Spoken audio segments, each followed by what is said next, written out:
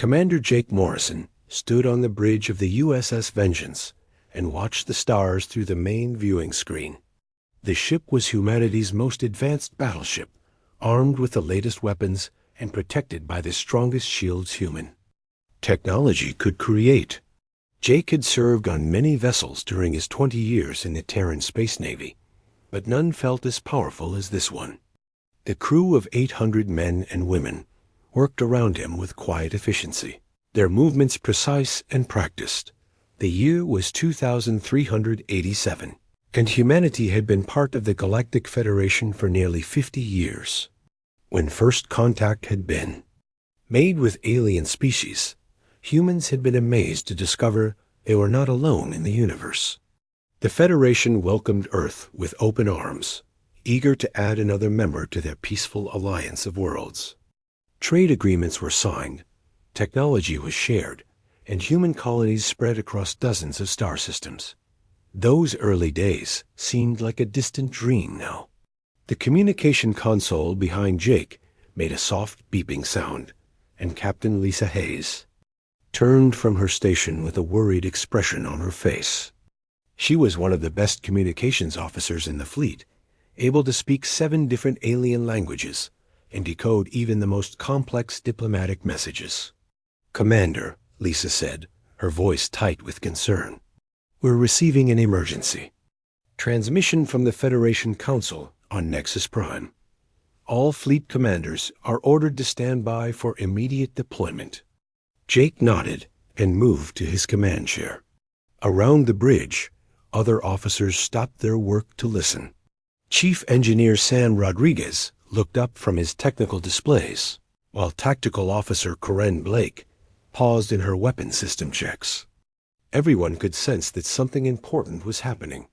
The main screen changed to show the face of Admiral Ryan Carter, the commanding officer of all human military forces in Federation space. The Admiral looked tired, his gray hair disheveled, and his uniform wrinkled as if he had been working without sleep for many hours. Behind him, Jake could see the busy command center of Fleet Headquarters with dozens of officers moving between workstations. "All ships," Admiral Carter began, his voice grave and serious. "The Zephyrian Empire has issued an ultimatum to the Federation Council. They demand that humanity surrender all outer colonies and submit to Zephyrian oversight within 72 hours. The Council is meeting now to discuss the response." Jake felt his stomach tighten. The Zephyrians were the most powerful military force in the galaxy, a species that had conquered 3 entire spiral arms over thousands of years. Their empire stretched across hundreds of star systems, and their fleet was larger than all other Federation forces combined. Human children learned about Zephyrian military might in school, studying their battles as examples of perfect tactical execution. "Why are they targeting us specifically?" Corinne Blake asked from her tactical station. She was young for her rank, but her understanding of alien military doctrine was better than officers twice her age. Admiral Carter's expression grew even more serious. "According to their War Marshal Kethfor, humans have expanded too quickly and claimed too many worlds. They believe our aggressive nature threatens what they call the natural order of galactic civilization. They want us reduced to a single star system under their direct control." The bridge fell silent. Everyone understood what this meant. The Zephyrians were not asking for a few colonies or some minor concessions. They wanted to destroy humanity as an independent species, reducing them to the status of a client race with no freedom to explore or expand. Sam Rodriguez spoke up from his engineering console. "Admiral, what's the Federation's position on this? Surely they won't abandon a member species." The Admiral's pause before answering told Jake everything he needed to know. The other Federation species are reluctant to oppose the Zephyrians directly. The Altarians have withdrawn their ambassador from the emergency session. The Centauran Collective has declared neutrality. Most other species are remaining silent. Jake understood now. Humanity was alone. After 50 years of alliance and friendship, when the moment of truth arrived, their alien partners were too afraid to stand with them. The Federation had been built on the principle that all species would defend each other. But when faced with the Zephyrian war machine, that principle crumbled like dust. Our orders are to assemble the fleet at Rally Point Omega, Admiral Carter continued. All available ships are to join us within 18 hours. We'll make our stand at the edge of Federation space, near the new Texas system. The transmission ended, leaving the bridge crew staring at a blank screen. Jake could see the shock and fear in their faces, but also something else: determination. Humans had faced impossible odds before in their history, and they had survived through courage and refusal to surrender. Lisa Hayes broke the silence. Commander, I'm receiving tactical data from Fleet Intelligence. The Zephyrian force consists of over 800 vessels, including 47 dreadnoughts. Each of their largest ships carries more firepower than our entire battle group. Karen Blake studied the numbers on her tactical display, her face pale but focused. Their technology is generations ahead of ours in most areas. Their shields can absorb energy weapons that would destroy our ships, and their plasma cannons can penetrate our strongest armor. Sam Rodriguez shook his head as he reviewed the engineering specifications. Their ships are built for war, Commander. Pure military vessels with no other purpose. Our ships were designed for exploration and peacekeeping. We are not equipped for this kind of fight. Jake stood up and walked to the viewing screen, looking out at the stars that had once seemed so welcoming. Somewhere out there, the Zephyrian fleet was moving toward human space with absolute confidence in their victory. They had crushed dozens of species over the millennia, and they expected humanity to surrender without a fight like all the others. Humans were different. Jake remembered stories his grandfather had told him about the old wars on Earth, when small nations had stood against overwhelming odds, and sometimes won through determination and sacrifice. Humanity had never learned to surrender easily, and they were not going to start now. Set course for Rally Point Omega, Jake ordered. Maximum speed. The USS Vengeance turned toward the edge of Federation space, its engines burning bright against the darkness. Behind them, across human space, hundreds of other ships were receiving the same orders and making the same journey. Civilian vessels were being converted to military use, retired officers were returning to duty, and colonies were preparing their defenses. The Zephyrians expected humanity to fold when faced with superior force, just like every other species they had conquered. They were about to learn that humans had a different response to impossible odds. They would fight. The human fleet gathered near the mining world of New Texas, like scattered pieces of metal drawn together by some invisible force. Jake Morrison watched through the bridge windows as more ships arrived every hour, their engines glowing against the black of space. Some were military vessels like the USS Vengeance, sleek and powerful, with weapon arrays clearly visible along their hulls. Others were converted civilian ships, cargo haulers, and passenger liners that had been hastily fitted with whatever weapons and armor their crews could find. Admiral Ryan Carter stood in the center of the fleet's command ship, addressing his officers through holographic projection. Jake could see the faces of other commanders floating in the air around him, each one representing hundreds of crew members who had volunteered to face impossible odds. Captain Neil Davis commanded the USS Liberty, a heavy cruiser that had seen action in 3 border conflicts. Captain Amy Foster led the crew of the USS Defiance, one of the newest ships in the fleet with experimental shield technology. We have 46 hours before the Zephyrian deadline expires, Admiral Carter said, his voice steady despite the weight of responsibility on his shoulders. Intelligence reports suggest their main fleet is still 3 days out, but advance. Scouts have already been detected near our outer colonies. The holographic display showed a tactical map of human space, with red markers indicating known Zephyrian positions. Jake studied the formations and felt his heart sink. Even the advance force contained more ships than the entire human fleet.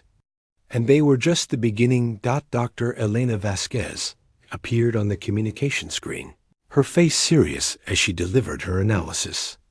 She was humanity's leading expert on alien psychology, having spent 20 years studying the different species in the Federation. Her research had helped establish trade relationships and diplomatic protocols with dozens of alien cultures. The Zephyrians have never faced serious resistance, Dr. Vasquez explained. Their military doctrine is based on overwhelming force and the immediate surrender of their enemies. They expect other species to recognize their superiority and submit without fighting. This psychological advantage has been their greatest weapon for thousands of years. Captain Neil Davis leaned forward in his command chair. What happens when they encounter a species that won't surrender? Dr. Vasquez paused before answering. We don't know.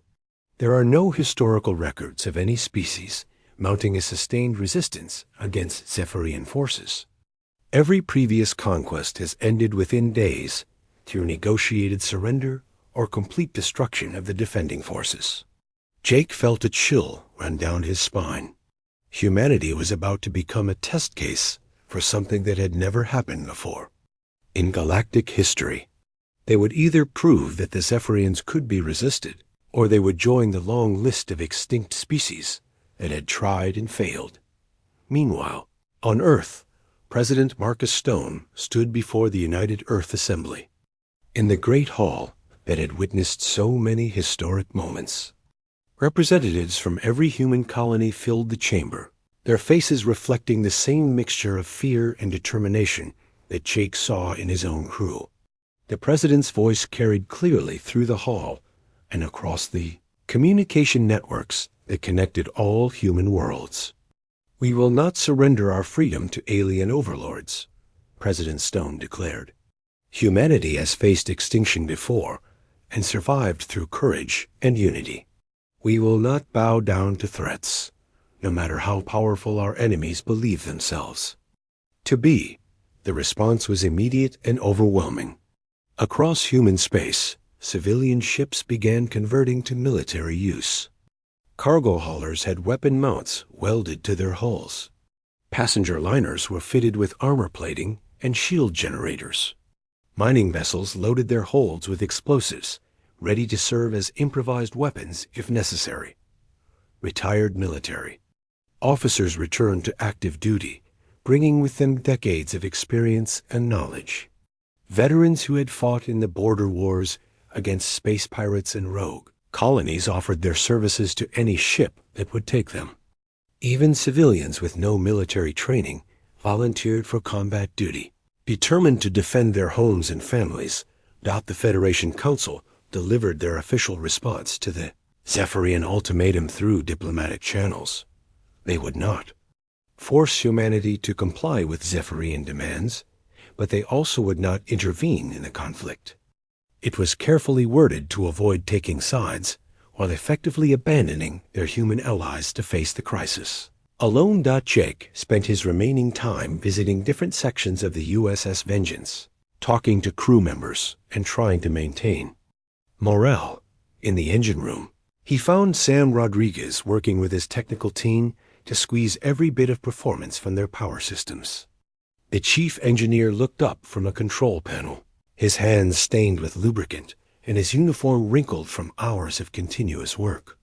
We're pushing everything to maximum efficiency, Sam reported. Engines, weapons, shields, life support. Systems. If we're going to fight ships twice our size, we need every advantage we can get. In the medical bay, Dr. Rachel Kim was preparing for casualties with quiet efficiency.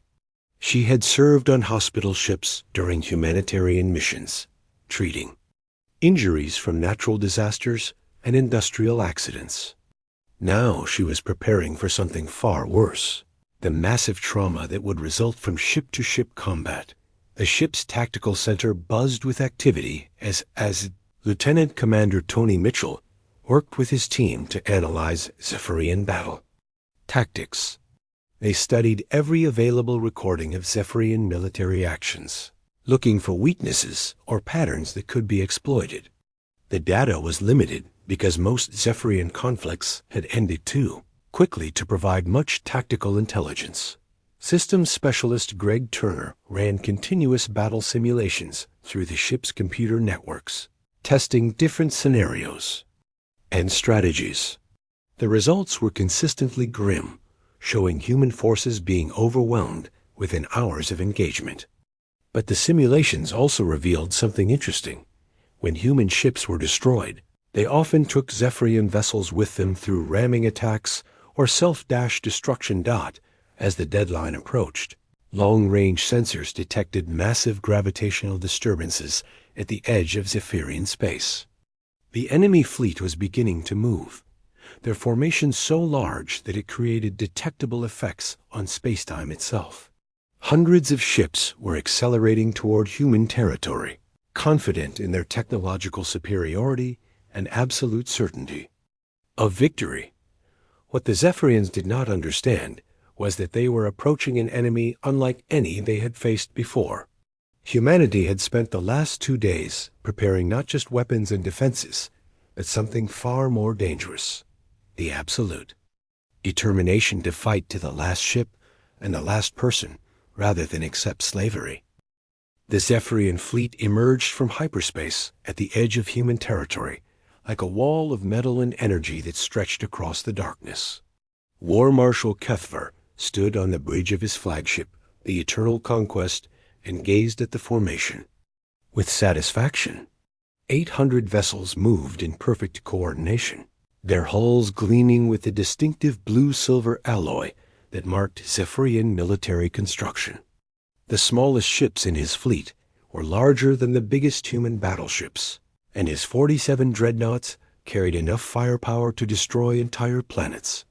The War Marshal was tall even by Zephyrian standards, his scaled skin bearing the ritual scars that marked his victories in dozens of previous conquests. His species had evolved from predators on a high-gravity world, giving them natural strength and reflexes that made them formidable warriors. More importantly, they had developed a culture that viewed conquest as the natural order of the universe. With stronger species rightfully dominating weaker ones, Kethver activated the fleet-wide communication system and broadcast on all frequencies, knowing that every human ship and colony would receive his message. His voice carried the absolute confidence of a commander who had never experienced defeat in over 2 centuries of military service. "Humans of the Terran Federation," he announced, "your 72 hours have expired. Surrender now, and your species will be permitted to survive under Zephyrian guidance. Continue to resist and face complete destruction." The response came not from Admiral Carter or any other high-ranking officer, but from a young communications specialist on a human monitoring station near the Kepler 442 system. The voice was clear and steady, carrying across space with a simple message that would be remembered throughout galactic history. "Come and take it." War Marshal Kethver felt a flicker of annoyance at the primitive defiance, but dismissed it as the final posturing of a defeated species. He ordered his advance guard to begin the conquest, expecting the usual pattern of initial resistance followed by rapid collapse and surrender negotiations. The first engagement occurred near the asteroid belt of the Kepler 442 system, where Captain Neil Davis had positioned a squadron of human destroyers among the floating rocks and metal debris. The Zephyrian advance force consisted of 30 heavy cruisers, each one carrying enough weapons to destroy a small moon. They approached the asteroid field in standard formation, shields raised and weapons charged for overwhelming firepower.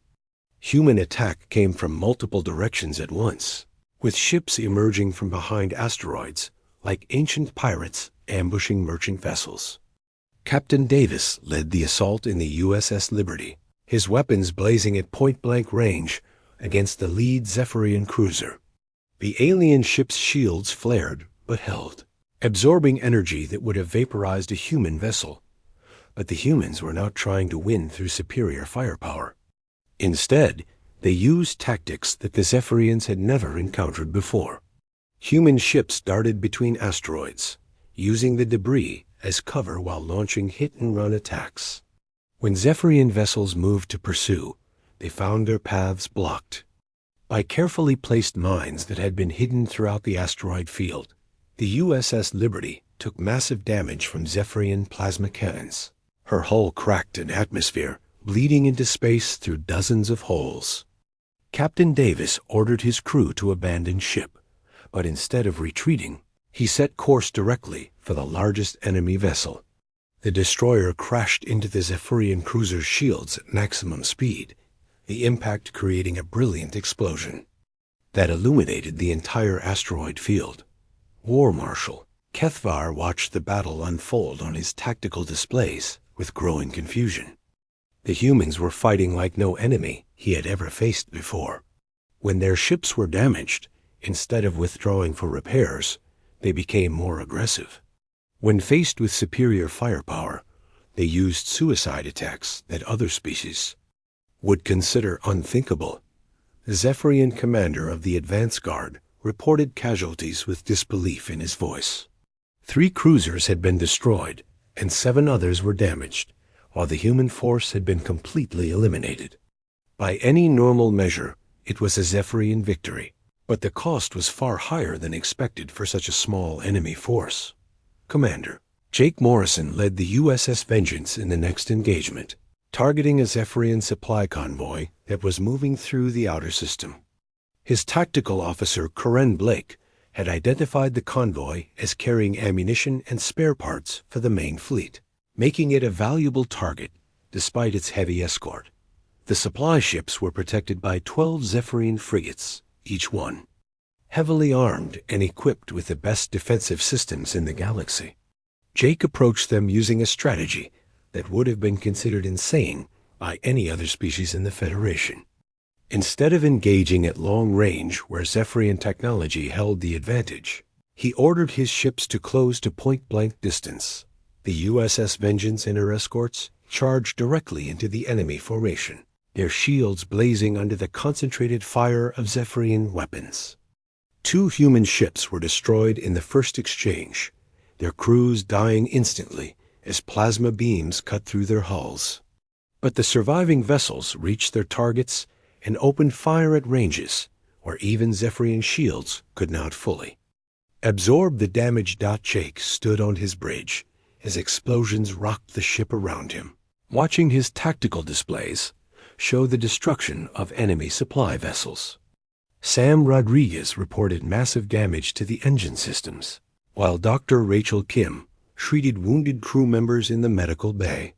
The ship was dying around them, but they had accomplished their mission. On the bridge of the Eternal Conquest, War Marshal Kethvar began to understand that something was fundamentally different about this enemy. The humans were not fighting according to any logical military doctrine. They accepted casualties that would cause other species to surrender immediately, and they seemed to become more determined as their losses mounted. His tactical advisors reported that human outposts were using self-destruction as a standard defensive tactic. When Zephyrian forces captured a human facility, the defenders would trigger massive explosions that destroyed both the installation and the occupying troops. It was a level of fanaticism that the Zephyrians had never encountered in thousands of years of conquest. Dr. Elena Vasquez, now serving as a strategic advisor to Admiral Carter, explained the situation to the human command staff. Humanity's evolutionary history as persistence hunters had created a species with a unique psychological profile in the galaxy. Most intelligent races had evolved from prey animals or achieved dominance through cooperation and technology. Humans were different, descended from predators who could track wounded prey for days without rest. This fundamental difference was becoming apparent in their combat doctrine. Where other species would retreat when faced with superior odds, humans became more aggressive. Where others would surrender to preserve their lives, humans chose death over slavery. It was a mindset that the Zephyrians simply could not understand or counter with their traditional tactics. News of the human resistance spread across the galaxy faster than any official Federation communication network could carry it. On worlds throughout the Spiral Arm, species that had lived under the shadow of Zephyrian power for generations began to whisper about the small primitive humans who had dared to fight back against the greatest military force in known space. In the markets of Altair Prime, merchants spoke quietly of human ships that rammed enemy vessels rather than surrender. On the mining colonies of the Centauran Collective, workers shared stories of human outposts that chose destruction over capture. Admiral Ryan Carter stood in the command center of his flagship and made a decision that would define the entire conflict. The human fleet had been fighting defensive actions for 6 days, using hit-and-run tactics to slow the Zephyrian advance. They had inflicted unexpected casualties on the enemy, but they were still being pushed back toward Earth. Carter realized that continuing to retreat would eventually lead to the destruction of his entire force. All ships, he announced over the fleet communication system, we're going on the offensive. Every available vessel is to join the attack on Zephyrian staging areas in the Vega system. The order seemed impossible to follow. The Vega system contained the largest concentration of Zephyrian forces outside their home territory, with over 200 ships anchored around the gas giant that served as their forward supply base. Attacking such a heavily defended position with the remnants of the human fleet appeared to be nothing more than an elaborate form of suicide. But Carter understood something that the Zephyrians did not. Human psychology was fundamentally different from that of other galactic species. When faced with impossible odds, instead of despair, humans often felt a strange sense of liberation. If defeat was inevitable, they would choose how to meet it. Captain Amy Foster received the attack orders aboard the USS Defiance while her crew was still repairing damage from their last engagement. Her ship carried some of the most advanced experimental technology in the human fleet, including new shield generators that could absorb more punishment than any previous design. She looked around at her bridge crew and saw the same grim determination that had carried humanity through its darkest moments throughout history. Set course for the Vega system, she ordered.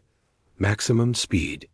Her weapons officer, Ben Sullivan, checked his tactical displays one more time, making sure that every missile and energy beam was ready for battle. Chief Engineer Katie Walsh reported that the experimental shields were operating at full capacity, their energy fields crackling around the ship's hull like captured lightning. The USS Defiance led a formation of 23 human vessels toward the heart of Zephyrian power in Federation space. They knew they would not return from this mission, but they also knew that their sacrifice might inspire others to continue the fight. Commander Jake Morrison brought the heavily damaged USS Vengeance alongside the other ships in the attack formation. His vessel had been patched together with emergency repairs and determination, her hull scarred by plasma burns and her crew reduced to half strength. But she could still fight, and that was all that mattered. Lieutenant Commander Tony Mitchell monitored the intelligence reports that were flooding in from across the galaxy. Human agents and sympathetic aliens were providing information about Zephyrian fleet movements, supply lines, and command structures. The data revealed something remarkable. For the first time in their military history, the Zephyrians were requesting reinforcements. War Marshal Cathvar had sent urgent messages to the Zephyrian High Command, reporting unexpected resistance and requesting additional ships and troops. The messages had been intercepted by Federation intelligence services and quietly passed to human commanders. They showed that the alien war leader was beginning to doubt his ability to complete the conquest on schedule. On Earth, President Marcus Stone received a classified briefing from his military advisors about humanity's most secret weapon project. The Terran defense grid had been built 20 years earlier as protection against asteroid impacts and rogue comets that might threaten the home world. Massive electromagnetic launchers positioned throughout the solar system could accelerate projectiles to incredible speeds, sending them across space to intercept dangerous objects. The system had never been tested as a weapon, but theoretical. Calculations suggested that tungsten rods accelerated to 10% of light speed could penetrate even Zephyrian shields. The energy released by such impacts would be equivalent to nuclear weapons, but without the radiation that would make planets uninhabitable. Authorization granted, President Stone said after reviewing the technical data. Activate the defense grid for military use. Dr. Rachel Kim worked in the medical bay of a hospital ship that was following the human fleet, treating wounded crew members from destroyed vessels. The survivors told stories that would have been impossible to believe if she had not seen the evidence with her own eyes. Zephyrian prisoners were exhibiting signs of psychological breakdown, their entire worldview shattered by contact with an enemy that refused to acknowledge their superiority. The alien soldiers had been raised from birth to believe that their species was naturally dominant over all others. They had conquered hundreds of worlds without ever meeting serious resistance.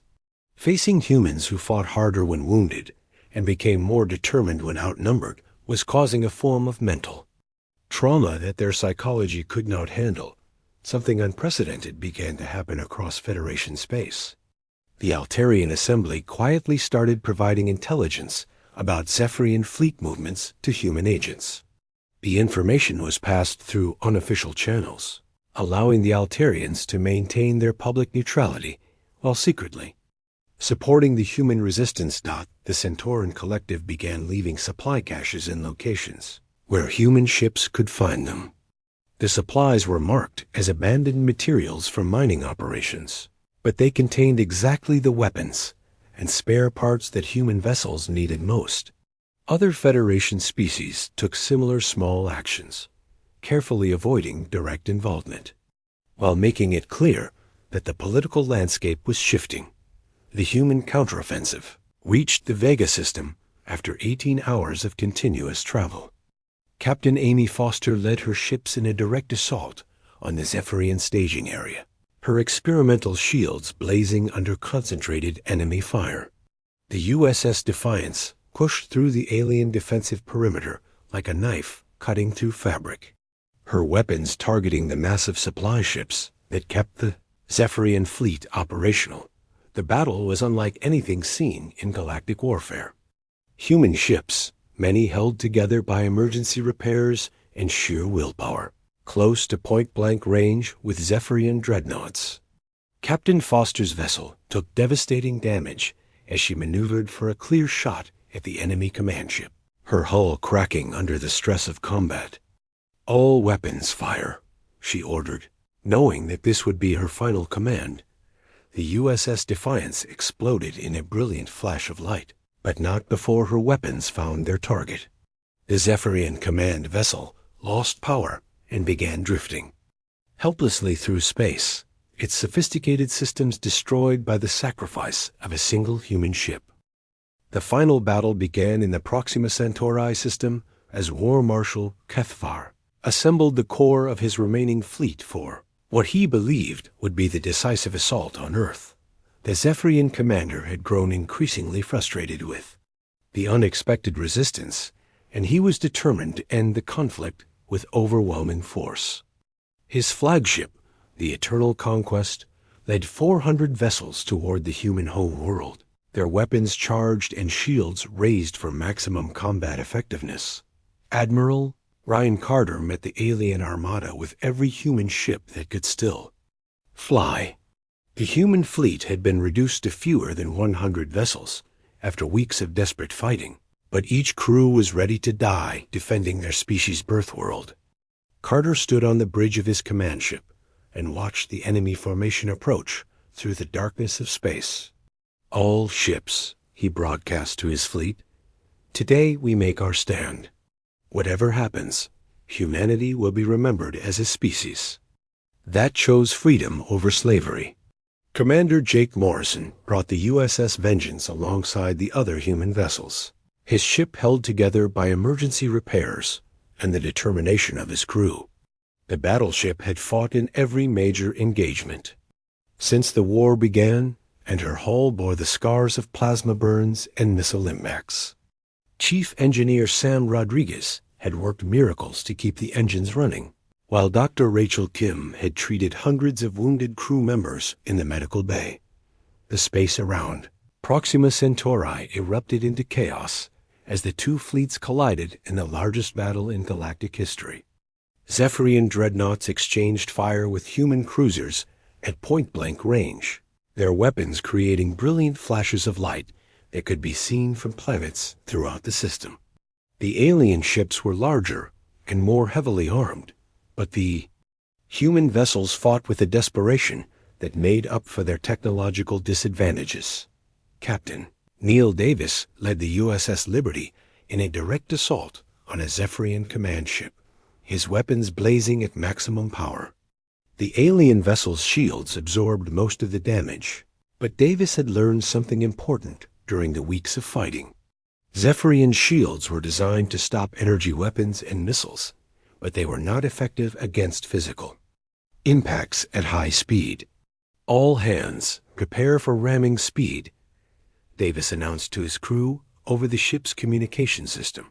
The USS Liberty accelerated toward the enemy dreadnought with her engines running at dangerous levels. Zephyrian plasma cannons tore through her hull, killing dozens of crew members and destroying critical systems. But the human ship did not stop or change course. She struck the alien vessel just above the engine section, her reinforced bow cutting through armor plating like a knife through paper. Both ships exploded in a massive fireball that illuminated the entire battle area. The destruction of the Zephyrian command vessel sent shockwaves through the alien formation, disrupting their careful coordination and creating gaps in their defensive lines.